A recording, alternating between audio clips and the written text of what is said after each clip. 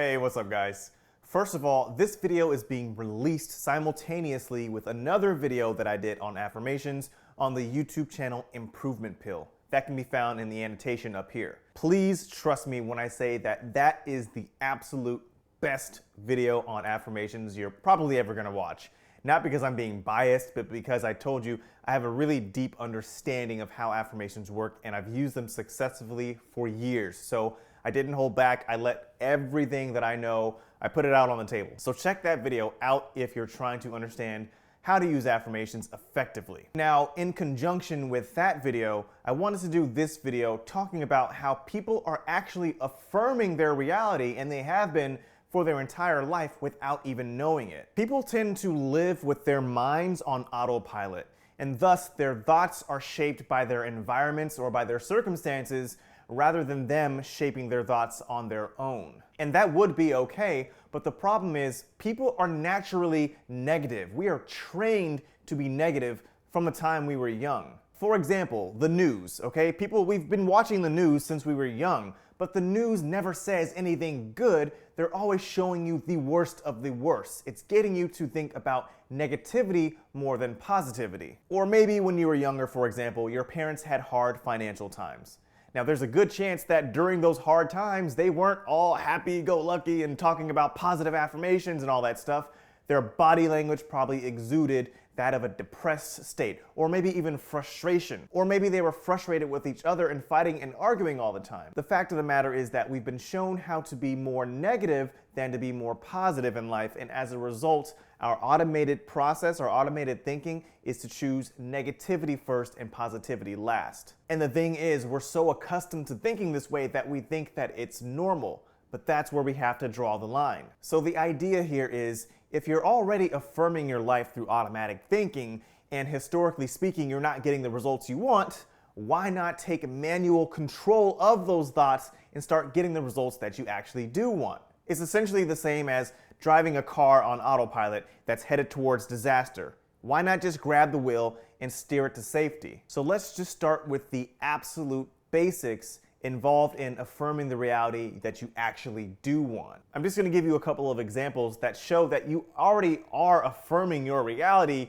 and you just might not be aware of it. Now keep in mind, the affirmations in these examples are really, really small. It's better to start small and believable than to start big and unbelievable, because if you start big and unbelievable, those affirmations probably won't manifest in your reality, and then you'll give up on affirmations altogether. So start small, build small, and that builds your confidence to be able to tackle those bigger affirmations. So let's focus on when people are always late to things. People that are late to school or to work or just late in general. When people are thinking on autopilot and they don't want to be late somewhere, the only thing that is happening in their mind is they're saying, I don't want to be late. I don't want to be late. I don't want to be late. I don't want to be late. What you're actually doing there is you're telling your subconscious that I want to be late, because your subconscious cannot decipher good from bad, right from wrong. All it does is what exactly you tell it to do.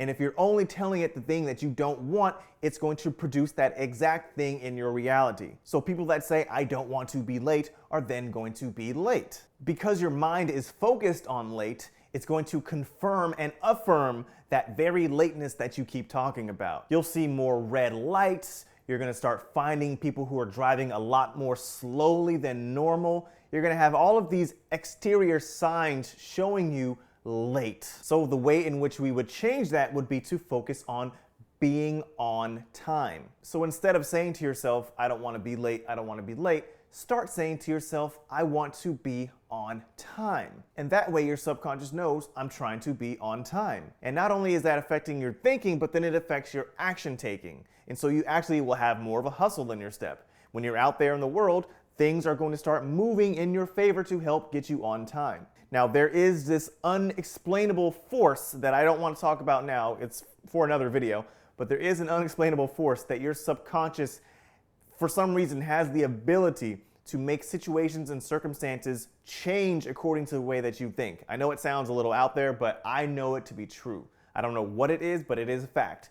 Whatever your subconscious knows, it's going to then shape your destiny around the very thing that you're telling it. The next example is one of my absolute favorites. Now, I actually had one of my biggest skeptics, which is one of my friends, who tried this, and for the first time I heard him say, wow, you were actually right. Now, there's a word that I actually don't even speak into existence, so I'm just gonna type it here so that I don't have to say it. But my friend one day asked me, why is it that you don't get? And I told him it's because I don't ever say that word, nor do I ever think about it.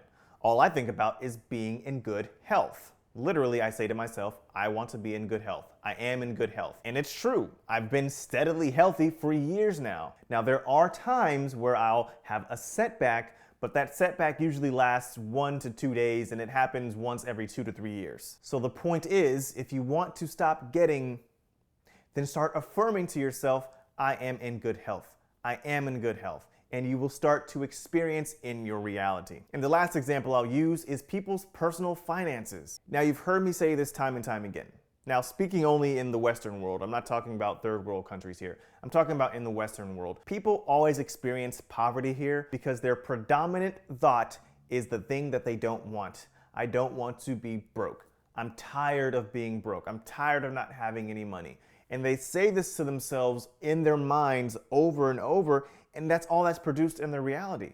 You can't see anything that you're not speaking out into the existence. So if the only thing you're speaking is about poverty, that's all you're going to receive more of. I'm not trying to get to law of attraction on you, but that is the same exact principle. The subconscious will only provide that in which you are constantly talking and preaching about. So the way to combat that will be to start saying exactly what it is you do want. I want to experience wealth. I want to experience abundance. I want more money. It's a simple but powerful shift in thinking, and I can't emphasize enough how important it is for you to change that mode of thought, because I'm telling you, living your life on this negative autopilot is just going to keep you experience more negativity in your life. So start switching, start taking manual control and turning those thoughts around towards what it is you do want to experience. Like I said before, you're already affirming the life that you have now, so why not affirm something better for yourself? And the thing with this is you've got absolutely nothing to lose, but so much to gain. Hope this video helps, and I'll see you soon.